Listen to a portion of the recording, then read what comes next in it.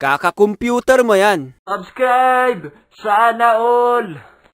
Dati nung bata ako hanggang ngayon ay naaaliw ako sa paglalaro ng mga online games at offline games. Naalala ko pa dati nangungupit ako ng pera sa bulsa ng tatay ko para lang panglaro sa computer shop. At hindi lang yon, nangungupit din ako ng pera sa uncle ko. At one time, nabuking ako ng auntie ko. Ikaw pala ang kumukuha ng pera, ha? Nani? At boom, sinampal ako ng auntie ko, men. Gusto ko lang naman maglaro ng Counter-Strike, eh.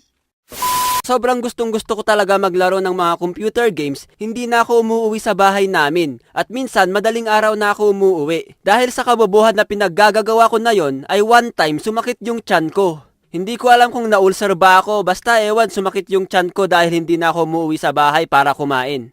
Ma, sakit ng tiyan ko. Yan kasi, kaka-computer mo yan. Kaya sa mga naglalaro sa com shop, dala kayo ng foods para hindi kayo magutom. Kasama ko noon ang tropa ko, iniipon namin yung baon namin na pera para lang may panglaro kami sa com shop. Hindi kami nagre-recess at ang tanging ginagawa namin ay nagmamakaawa kami sa mga classmate namin na bigyan kami ng piso or bigyan nila kami ng chichirya nila. Uy classmate, pwede pa hingi piso? Bakit? Wala na kasi kaming baon eh, tsaka mahirap lang kami, bakene men. Kawawa naman kayo. Ito piso, sa inyo na rin tong chichirya ko. Uy, salamat ha. Ang bait mo naman. Hehehehe. Approve. Ang hindi nila alam, pagdating na ng weekend ay kukunin na namin ang mga ipon naming pera at didiretso na kami sa computer shop para maglaro. Yay! Dahil sa kahiligan ko sa paglalaro, ito ang isang dahilan kung bakit muntik na akong hindi makagraduate sa high school.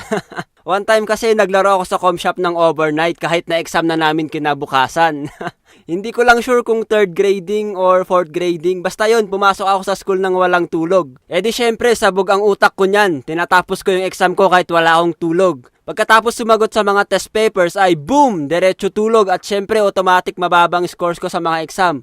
Yung iba pasado pero yung karamihan ay bagsak!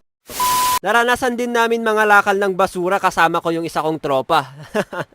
Ito na naman tayo pagkasama ang tropa. Naghahanap kami ng pwedeng ebenta katulad ng bakal, lata, tanso, at marami pang iba. At may kalokohan pa kaming ginagawa dati. Nilalagyan namin ng mga bakal yung mga aluminum at tanso, tsaka namin pinipitpit para bumigat. Aluminum kasi at tanso ang isa sa mga pinakamahal na pwede mong ebenta sa junk shop. Pagkatapos magbenta ay dederecho na kami sa com shop. Wala nang ligo-ligo, rekta na agad. Wala gusto na namin mag-level up ng mga karakter namin. Kasi dati, kung malakas ang karakter mo, para ang lakas-lakas mo na din. Kinakatakutan ka at isa kang famous. Pagkatapos maglaro maghapon, uuwi tsaka mapapagalitan. Diyan yung inuubos ang mga pera nyo sa computer shop na yan. Ang dami-daming nagugutom sa mundo tapos kayo pinanglalaro nyo lang. So, wag na wag nyong gagayahin to guys. Masarap maglaro pero wag nating sobrahan to the point na napapabayaan na natin ang mga ibang bagay tulad ng pag-aaral. Announcement!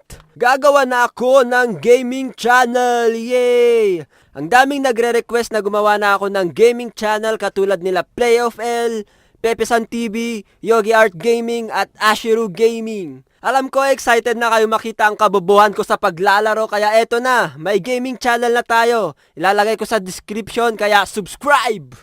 Thank you sa panonood guys, like, comment, share, and subscribe. At syempre, wag na wag nyong kalimutan i-ring yung notification bell para laging updated kapag may bagong upload. Yun lang guys, kita-kits tayo sa next na video. Bye-bye! Subscribe! Sana all!